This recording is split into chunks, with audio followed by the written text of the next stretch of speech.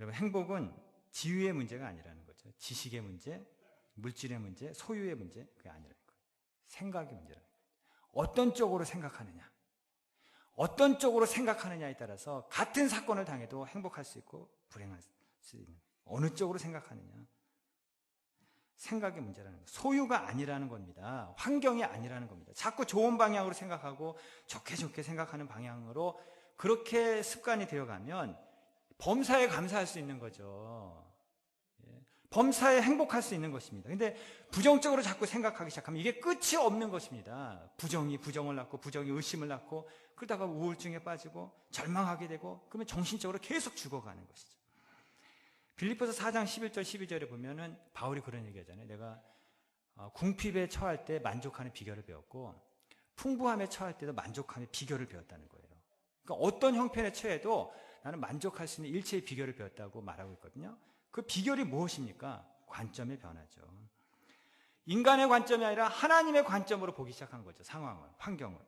그러니까 어떤 형편에 있든지 행복할 수 있는 거죠. 만족할 수 있는 것이죠.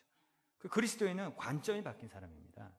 눈이 바뀐 사람입니다. 생각이 바뀐 사람입니다. 영혼만 구원받는 것이 아니라 생각도 구원받는 사람이 바로 그리스도인이라는 것이죠. 여러분, 다 가지고 있어도 항상 부정적인 생각에 사로잡혀 있는 거예요. 생각이 구원을 받지 못하는 거예요. 그러면 다 가지고 있어도 항상 불행하다고 생각하는 것이죠. 항상 우울하게 살아가는 것이죠. 1990년 노벨상 후보에 올랐던 엘리나라는 분이 계신데, 이분이 세계적으로 가장 크고 훌륭한 양로원을 만든 분이라고 합니다. 근데 이분이 원래 꿈은 선교사가 되는 겁니다. 중국 선교사. 중국 선교를 가려고 했는데 폐결핵에 걸린 겁니다. 각혈을 하기 시작했습니다. 보통 이런 상황이 되면 원망하지 않습니까? 하나님 왜 나한테 이런 병을 주시냐고. 내가 중국 선교사로 가려고 하는데 이럴 수 있습니까? 이렇게 할 수 있죠. 원망할 수 있죠. 근데 이분 원망하지 않고 이런 기도를 드렸다는 겁니다. 하나님, 이런 상황에 처하게 된 분명한 이유가 있을 텐데 하나님이 이 상황 속에서 내게 무엇을 원하십니까? 이렇게 기도를 드렸다는 거죠. 그리고 이제 기도하는 가운데 고향으로 내려왔다는 겁니다. 고향에는 이제 아버지가 물려준 넓은 땅이 있었다고 하는데 그것을 개간해서 이제 농사를 짓게 된 거죠. 그리고 그것을 수확한 것을 가지고 중국 선교사들에게 선교비를 보낸 것입니다. 근데 어느 날 농사하다가 추수하고 탈곡하던 중에 자기 탈곡기에 손가락이 끼어 들어간 것입니다. 그래서 결국 오른손을 자를 수밖에 없는 상황이 되었다는 것이죠. 근데 이분은 원망하지 않았다고 합니다. 원망할 수밖에 없지 않습니까? 하나님, 도대체 왜 이런 일을 계속해서 나한테 주십니까? 내가 이 농사 잘 지으면 선교비로 보내고 있는데 왜 나한테 이런 일을 주십니까? 이렇게 할 수도 있잖아요. 근데 이분은 원망하지 않고 또 이런 기도를 드렸다는 거죠. 하나님께서 이런 상황을 주신 이유가 분명히 있을 텐데 하나님은 내게 이 상황 속에서 내게 무엇을 원하십니까? 하고 겸손하게 기도했다는 거죠. 기도하는 가운데 이제 농사를 멈추고 그 땅에다 양로원을 짓고 노인들을 위로하기 시작했다는 것이죠. 이것이 확장되고 성장해서 나중에 세계적인 양로원이 되고 노인의 어머니라는 칭호까지 받게 되었다는 것이죠. 여러분, 생각이 문제 아닙니까? 생각이 바뀌어야 되는 거 아니겠습니까? 그분이 만약에 원망하는 생각을 가지고 하나님 이럴 수 있습니까? 나한테 왜 이런 일을 계속해서 주십니까? 이게 있을 수 있는 일입니까? 이렇게 계속해서 이런 생각을 가지고 기도했다면 노인의 어머니 그 위대한 일을 하지 못했을 것입니다. 그러나 그 원망할 수밖에 없는 상황에서 생각을 바꿔서 이런 이 상황을 주신 이유가 있을 텐데, 그렇다면 하나님 이 상황 속에서 내게 무엇을 원하십니까? 생각을 바꾼 것이죠. 그랬더니 모든 상황이 기회가 되는 거예요. 세상 사람들이 볼 때 불행하다고 하는 그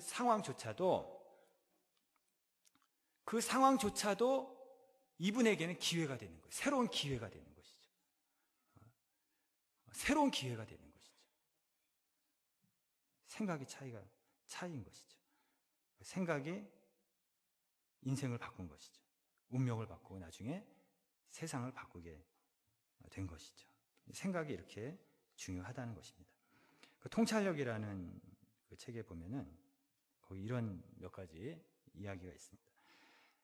미국 샌디에이고 엘 코르테즈 호텔이라고 있는데 그 호텔이 더 높이 증축을 할 때 그 증축한 높이에 이제 엘리베이터를 설치를 해야 되는데 그런 내용까지는 안 나왔어요. 근데 뭐 설계가 잘못됐는지 엘리베이터를 설치를 하면 이제 호텔 방이 작아지는 거예요. 그러니까 이분들이 굉장히 고민을 많이 했다는 것입니다. 이걸 어떻게 하면 좋은지. 근데 거기서 일하는 인부 중에 한 사람이 자기도 모르게 그냥 쉽게 말을 한마디 했다는 거죠. 아, 뭘 그거 가지고 고민해? 엘리베이터를 건물 밖에 달면 되지. 그렇게 한마디 했다. 여기서 아이디어를 이제 딱 얻은 것이죠. 그래서 1956년에 최초로 건물 밖에 엘리베이터가 달린 겁니다.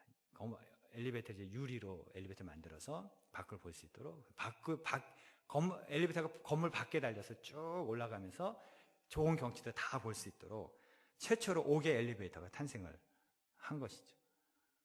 그러니까 생각의 관점을 조금 바꿨더니 문제만 해결된 것이 아니라 새로운 것이 나온 것이죠.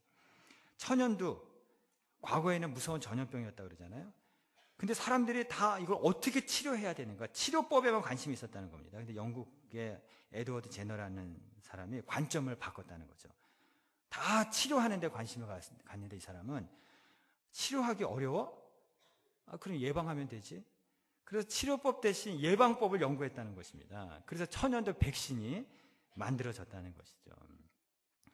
또 2004년도에 아이손 운동화라고 여러분 들어보셨습니까? 기억나십니까? 이 회사는 관점을 어떻게 바꿨냐면 모든 회사가 가벼운 운동화를 만들려고 그러잖아요. 어떻게 이제 가벼운 것, 좀 더 가벼운 것. 근데 이 회사는 사람들의 이렇게 그 조사를 해보니까 사람들의 생각이 그렇다는 겁니다. 운동하기는 싫어하면서 살은 빼고 싶어 하더라는 거예요. 그래서 거기서 착안을 해가지고 오히려 무거운 운동화를 만들었다는 거죠. 마치 모래주머니를 달고 다니는 듯한, 거기서 아이디어를 얻어서 모래주머니를 달고 다니는 그런 효과를 내는 그 무거운 운동화를 오히려 만들었다는 겁니다. 그러면서 다이어트 운동화다 이렇게 이름을 붙여서 그 광고를 어떻게 했냐면 이 운동화를 30분만 신고 다니면, 그냥 신고 다니면 40분 등산한 효과가 나타납니다. 40분 축구한 효과가 나타납니다. 그렇게 광고를 했다는 것이죠. 그랬더니 이 운동화가 히트를 쳤다는 거죠. 다 가벼운 거. 근데 이쪽에서는 오히려 무거운 거. 관점을 조금 바꾸니까 오히려 히트 치는 운동화를 만들어서 회사의 운명을 살렸다는 것이죠. 또 추영루라는 만두 회사가 있잖아요. 2004년에 쓰레기 만두 파동, 그 만두 내용 안에 이렇게 깨끗하지 못한 그런 거 넣어서 그 한때 만두 파동이 있었잖아요. 그때 모든 만두 가게가 굉장히 타격을 입었다는 거죠. 이 회사도 매출이 곤두박질이 쳤다는 것입니다. 근데 그 순간 그 아이디어를 냈는데 생각을 전환했다는 겁니다. 모든 사람들이 만두를 만드는 과정을 다 숨기려고 할 때 우리는 드러내자. 다 숨기려고 하는데 우리는 확 드러내버리자. 그래서 만두를 만드는 과정을 완전 공개했다는 겁니다. 누구나 볼 수 있게 벽을 허물고 유리로 다 만들었다는 거죠. 다 볼 수 있게. 그랬더니 그 장소가 관광 명소가 됐다고 합니다. 만두를 어떻게 만드는지 사람들이 와가지고요. 다 이제 보는 것이죠. 그래서 모든 신뢰를 다시 회복하고 직원들도 사람들을 보고 있으니까 더 깨끗하게 만들려고 또 열심히 하고 소문이 나기 시작하는 거죠. 관광 명소가 되고 2004년도에 매출이 254억이었는데 2007년에는 500억이 돼요. 2배로 뛰게 되었다는 거죠. 생각의 관점. 생각을 조금만 바꿨더니 상황이 완전히 바뀌게 되고 문제가 해결이 되더라는 것이죠. 어떤 분이 이런 고백을 합니다.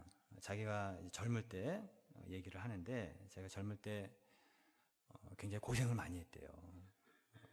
건강도 굉장히 안 좋고, 그리고 경제적으로도 굉장히 어렵고 많이 힘들었다는 거, 절망적이었다는 거죠. 상황이.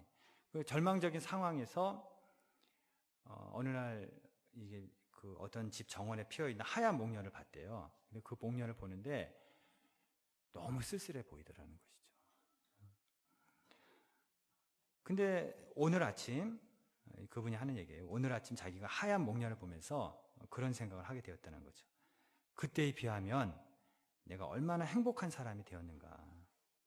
그때는 코트도 없이 겨울을 지냈는데 지금은 가볍고 따뜻한 코트가 있고, 그때는 몸무게가 50이었는데 지금 68이고, 그때는 내가 의사가 될 수 있을까 불확실성 때문에 초조했는데 지금 의사가 되고 교수가 되고, 그렇게 자꾸 좋은 쪽으로 생각하고 긍정적인 면을 보게 되니까 그 젊었을 때 쓸쓸하게 보였던 그 하얀 목련이 오늘은 자신을 기분 좋게 하더라는 것이죠. 행복하게 하더라는 것이죠.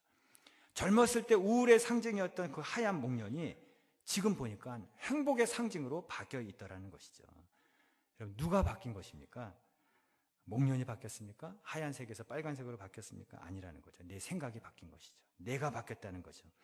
여러분, 내 생각이 부정적이면 같은 하얀 목련인데 그 하얀 목련을 볼 때 부정적인 생각이 드는 거죠. 쓸쓸하게 보이는 거죠. 근데 같은 하얀 목련인데 내 생각이 긍정적이고 밝으면 그 쓸쓸하게 보였던 하얀 목련이 행복의 상징으로 보이더라는 것이죠. 그러니까 생각의 차이인 겁니다. 환경의 문제가 아니에요. 소유의 문제가 아니에요. 생각의 문제이고 관점의 문제이고 생각의 결과라는 것이죠. 그러면 여러분, 생각이 어떻게 바뀔 수 있는 것입니까? 빌립보서 4장 6절 7절을 보면은 하나님께 기도하면, 염려했을지라도 기도하면 하나님께서 그 생각 속에 평안을 주신다라는 말씀이 있습니다. 그러니까 그 말은 뭐냐면 지금까지 한 내용을 정리하는 것이죠. 영이 은혜를 받으면, 우리 영이 하나님과 소통하면 은혜를 받으면 생각이 바뀌는 거예요. 관점이 바뀌는 거예요. 같은 것을 보고도 관점이 바뀌는 거예요. 그러면 행동이 바뀌는 겁니다. 새로워지는 것이죠. 그것이 반복되면 인생이 달라진다는 것이죠. 여러분, 다윗과 사울의 차이는 하나님과 소통의 차이입니다. 다윗은 쫓기고 있거든요. 그런데도 자유함을 갖는 거예요. 마음의 평안함을 갖는 거예요. 사울은 힘을 가지고 있고 모든 것을 가지고 있고 쫓는 사람이면서도 마음의 불안함을 갖는 거예요. 마음의 두려움이 있는 거예요. 왜 그래요? 하나님과 소통이 끊어졌거든요. 다윗은 하나님과 계속해서 소통해가고 있고 사울은 모든 것을 다 가지고 있지만 하나님과 소통이 완전히 단절됐거든요. 끊어졌거든요. 그러니까 모든 것을 가지고 있으면서 늘 불안함이 있고 마음의 자유함이 없더라는 거죠. 그러면 다윗을 가만두지 못하는 거죠. 시기와 질투와 자기 중심적인 추한 인간으로 계속해서 변해가는 것이죠. 여러분, 하나님과 소통하는 사람은, 하나님과 통하는 사람은 내가 어떤 형편에 있든지 두려워하지 않습니다. 동요하지 않고 흔들리지 않고 그 안에서 자유함이 있는 것이죠. 예수님께서도 말씀하셨습니다. 시험에 들지 않기 위해서 1시간 기도할 수 없겠느냐. 1시간이라고 분명히 말씀하고 있습니다. 여러분, 24시간 중에 여러분이 1시간만 하나님과 소통하면 어떤 시험 속에서도 자유함을 얻을 수 있고 어떤 시험에서도 평안함을 누릴 수 있게 된다는 거죠. 쿠션이 만들어져요. 마음에 쿠션이 만들어지는 시간, 1시간 하나님과 소통하는 시간. 어떤 충격이 와도 다 흡수할 수 있는 마음의 쿠션이 만들어진다는 거죠. 여러분, 1시간만 하나님과 소통하시길 바랍니다. 새도 아무리 새라 할지라도 날개를 접으면 추락하게 되어 있습니다. 아무리 성도라 할지라도 기도에 날개를 접으면 작은 시험을 만나도 추락하게 되어 있다는 것이죠. 기도의 날개를 펴야 됩니다. 양력이 중력을 이기지 않습니까? 그래서 떠오르지 않습니까? 기도는 모든 시험 속에서도, 모든 스트레스 속에서도 자유함을 주는 겁니다. 떠오르게 하는 겁니다. 쿠션을 만들어 주는 것이죠. 그러니까 이것을 간단하게 말하면요, 여러분, 걱정이 있으니까 여러분이 당하는 걱정과 염려보다 더 큰 은혜를 받으면 되는 거예요. 더 놀라운 은혜를 받으면 그 걱정과 근심 속에서도 자유함을 얻을 수 있고 마음에 쿠션이 생기고 떠오르는 인생을 살아갈 수 있게 된다는 것이죠. 그게 이제 베드로이지 않습니까? 베드로가 복음서에는 소통이 없었습니다. 하나님과 소통이 없었습니다. 다 잠만 자고.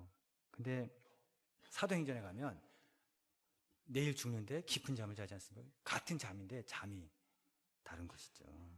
그렇게 조급했던 베드로가 사도행전 12장에 보면 내일 죽는 그 위기 속에서도 깊은 잠을, 평안함, 자유함을 누리는 거죠. 여러분, 잡초는 관리하지 않아도 저절로 생깁니다. 우리 영성을 관리를 해야 됩니다. 태교를 왜 합니까? 태교는 마음 관리하는 거 아니겠습니까? 그러면 귀한 아이가, 좋은 아이가, 안정된 아이가 태어난다는 거 아니겠어요? 영성을 관리해야 돼요. 이거 영적인 태교를 해야 됩니다. 영적인 태교를 잘하면 여러분, 생각이 바뀌는 겁니다. 그러면 행동이 바뀌는 겁니다. 그리고 이것이 반복이 되면 우리의 인생이 날마다 새로워지고 자유함을 얻게 되고 더 좋은 쪽으로 계속해서 변해가는 줄로 믿습니다.